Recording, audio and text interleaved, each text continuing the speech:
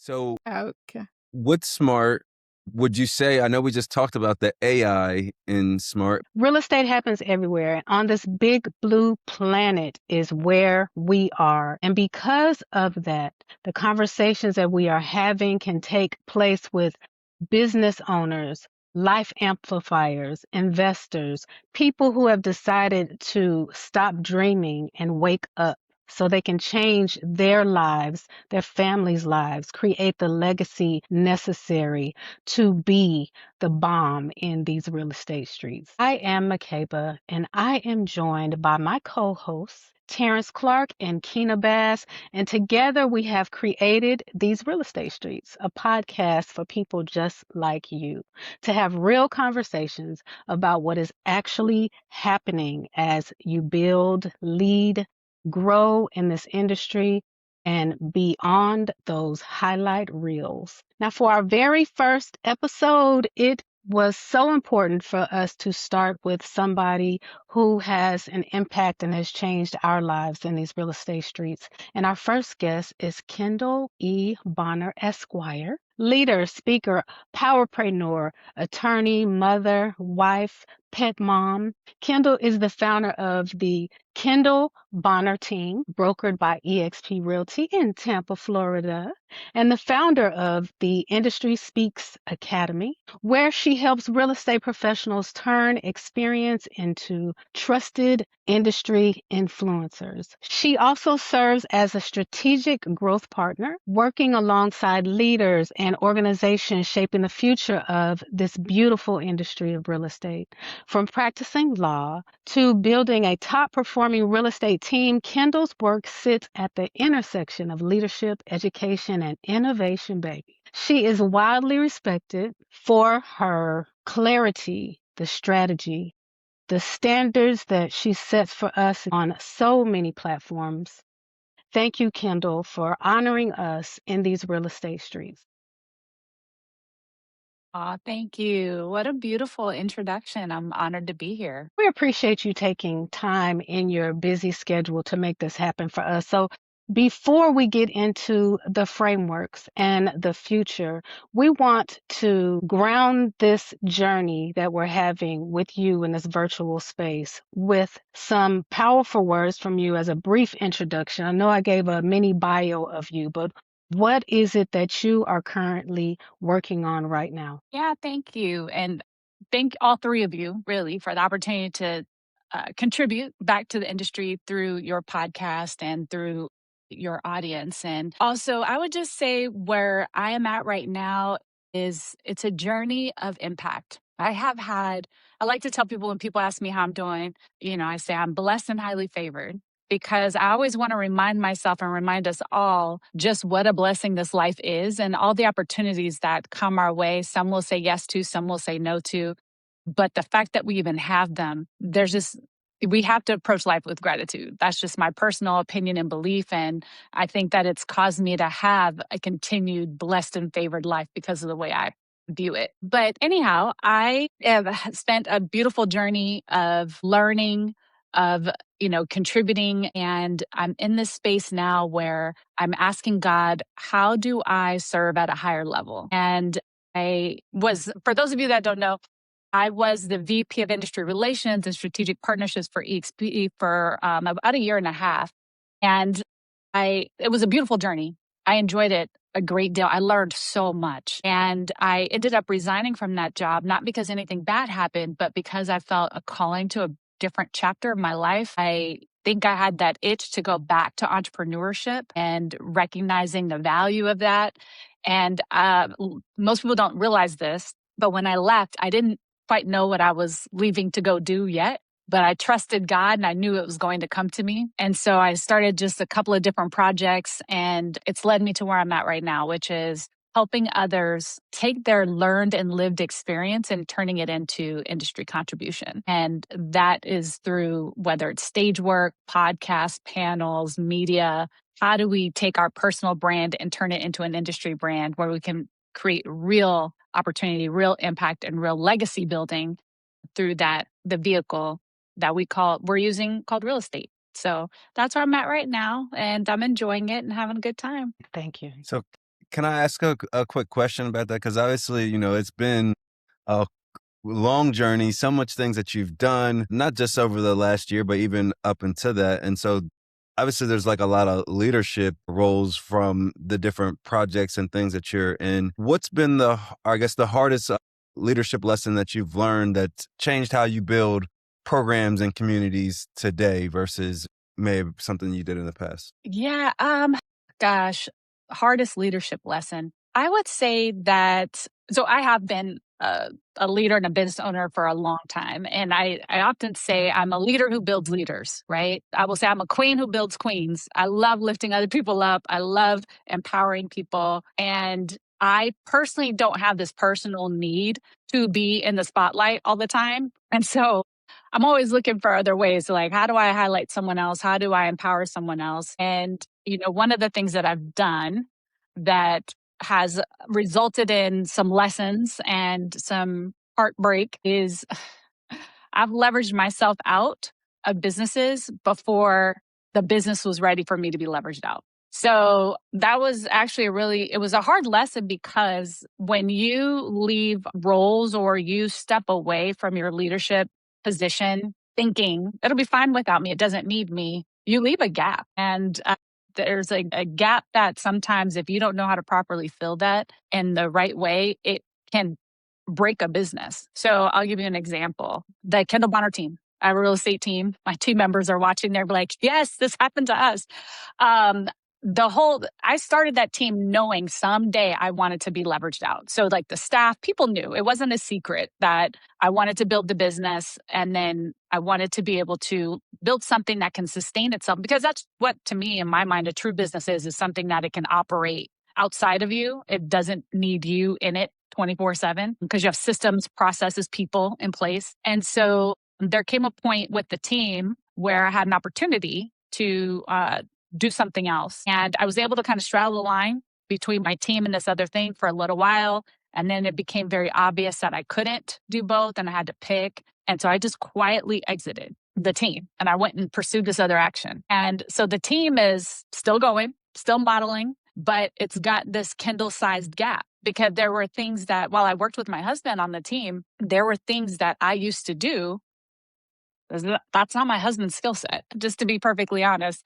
Those are not his skill sets. And so when I left, it almost felt like I abandoned them. And that was the hard part, because I didn't realize it at the time. I did not think that's what I was doing. But when I came out of the other side of it and I was able to reflect back and even have conversations with them, because they came to me later, they hung out. They're still with us to this day, all these years. I've been out of the team for like 2 years almost, like for the most part. And they missed me. And I didn't leave them with someone or something that kind of filled the need that I was filling for them as a team leader. And so that was really hard to hear. It was hard for me to realize that I had abandoned them, and even though it wasn't intentional, it was hard to hear that there were big gaps. And, and honestly, they were my fault. It was my responsibility as their team leader. And so everyone talks about leveraging out, but when you do that, you have to think about the consequences of what that looks like, and how do you plan for the gaps that your absence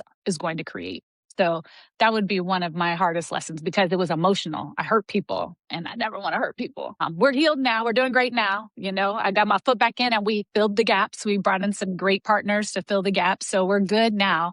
But that was a painful lesson for me, because like I said, I don't like letting people down. I feel the same way. That kind of hit close to home for me, because I was the same way with my team. I'm like, I don't want to let you down, but I do want to pursue other things. And as far as public speaking, how is speaking now becoming a non-negotiable for agents who want leverage? We can't always create the team if we want the community. How do we create leverage for ourselves using public speaking? Well, I would say that they're different, right? I mean, I would not say that you need public speaking to create leverage, but really leverage would allow you the opportunity to do more public speaking, right? So when it comes to that, it becomes about, are you in a place now where you can take your experiences and turn them into external lessons? Because most of us have experiences and they're internal lessons, right? Assuming you even pay attention.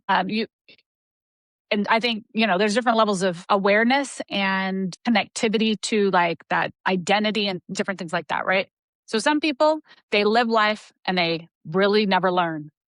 They make the same mistakes over and over again. They hit the same walls. That's one level of living life, right? And there are a lot of people that live in that space. I'm not dogging them, but that's just where they're at in their world. Then there's that level of life where you're able to experience things and reflect on it and say, hey, I made a mistake there, or I learned from that, or next time I'm going to do this differently. In fact, my mom used to say to me, well, let's get that to the next level. There's a knowledge that comes from learning and awareness that comes from learning from your own mistakes. And then the next level from there, my mom taught me, she said, you don't have to make the mistake to learn the lesson. And that's where you walk into the wisdom phase, right? That's where you're learning through others. It's like, hey, I don't need that lesson personally. I could watch you go through it. And now I've learned and I'm better for it, right? That's a level of wisdom. And then the next level after that is where you can say, hey, I have categorized these lessons. I have categorized this knowledge.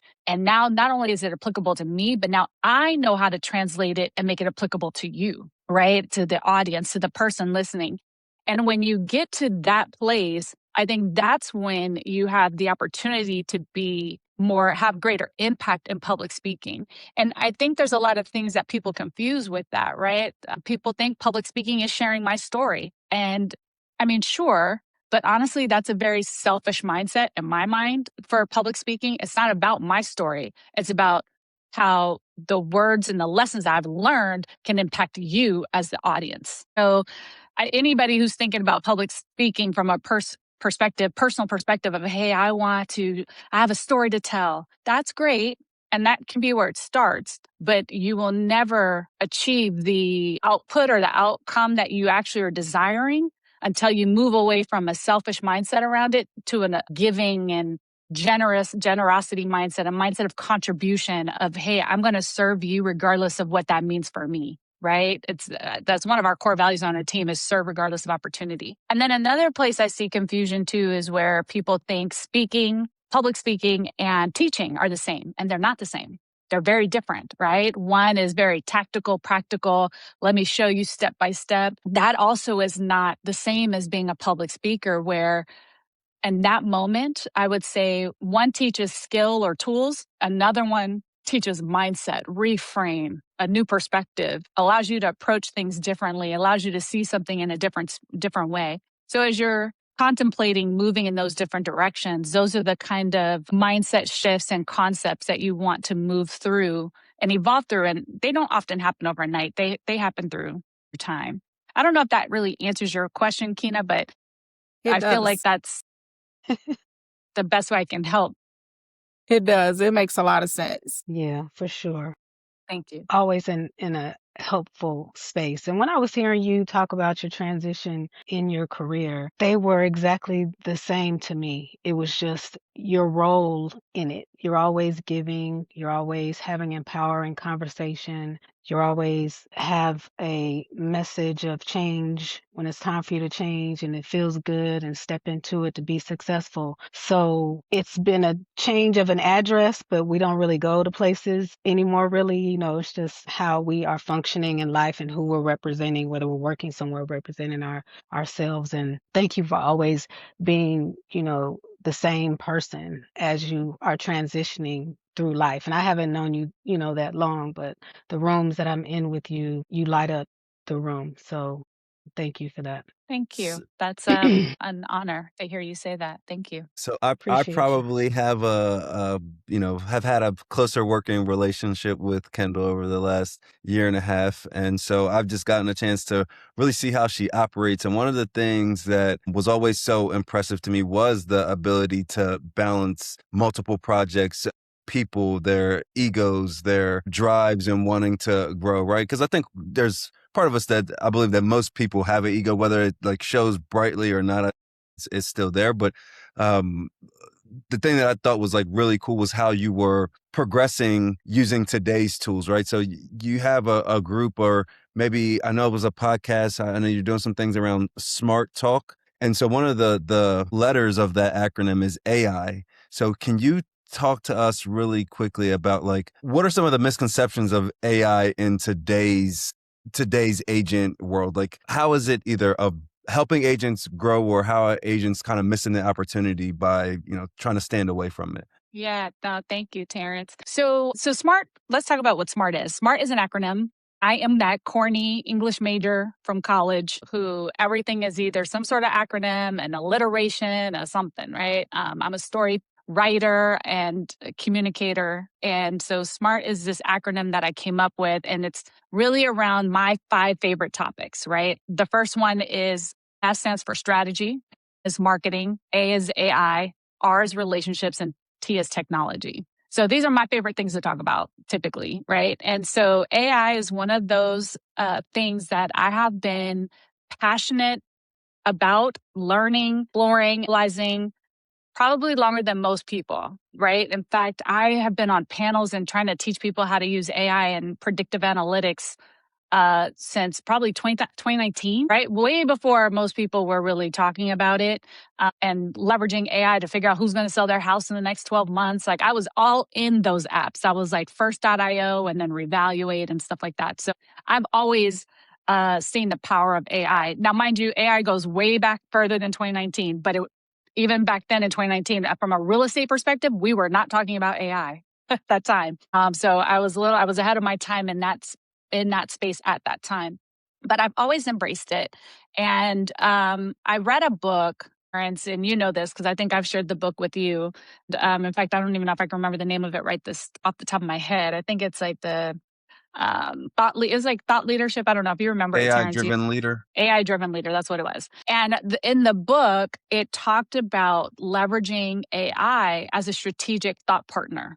And when I read this book, and I thought about how we typically have been using AI versus how we could or should be using AI, that was an unlock for me. I mean, that opened up so many doors and so much of my mind about what I could be doing and what I was capable of doing if I had the right type of help. And so, I just actually posted about this recently, how people will say stuff like, oh, if you're using AI, somehow you're unauthentic, you're unoriginal if you're using it. I could tell that AI wrote that, things of that nature. Well, I will tell you, my AI doesn't write anything. I write it. AI helps me refine it and get it clean and organized. Okay. These are all my thoughts. These are all my strategies. These are my concepts and my ideas. But I learned how to leverage AI to make it cleaner, sharper, tighter, less rambling, less BS, fill the gaps. Hey, what did I miss in this moment? What did I forget? Right? Because we're human.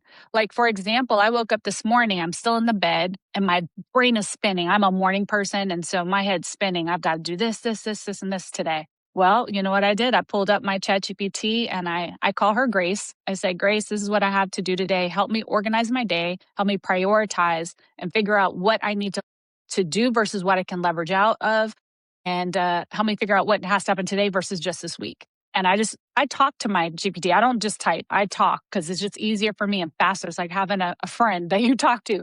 And that's the beautiful thing. This assistant, she actually remembers to do what I ask her to do, right? Like I've had assistants where I tell them to do things and they forget because they're human also, right? If they don't have good systems. So AI has helped me be more strategic that way. Another thing I needed help with, I was at a conference and husband and I are super late on our 2024 taxes. Okay. We're like that far behind. We're recording this right now in January 2026, right? For those of you that listen to it 10 years from now.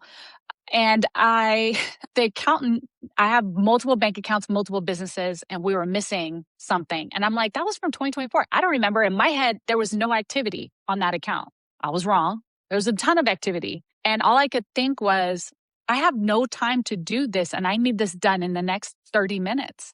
Now, guess where I was at the time, y'all? I was at an AI bot summit. So I was at a conference where the entire topic of the conference was around AI. And so then it made me stop and think. I was like, oh, wait, how can AI help me do this? And then all I did was I uploaded all my bank statements into the AI. I told it what the accountant needed.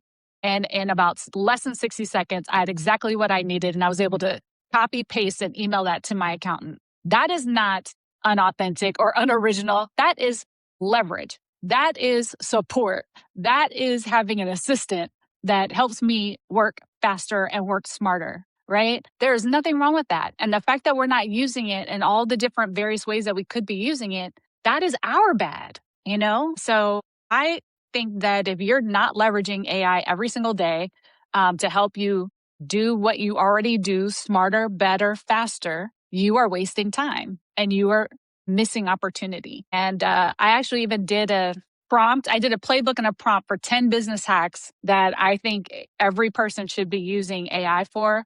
And these are things I use it for. And a few things I don't need it for, but you could or should use it. And so I have that. And so I've given that to you guys in your prep docs. So if you want to share that with your audience as a part of this podcast, give them a link to that. It's a link out to the playbook and it tells you 10 strategies. And then there's a prompt playbook where you can copy and paste these prompts right into your AI to help you actually do those things. So build it into your day-to-day systems and operations. It will change the game. Thank you for sharing, Thank for you. sure. I can't wait to Absolutely. use it now. Literally game changer. So Okay. with Smart, would you say, I know we just talked about the AI in Smart, would you say that if there was one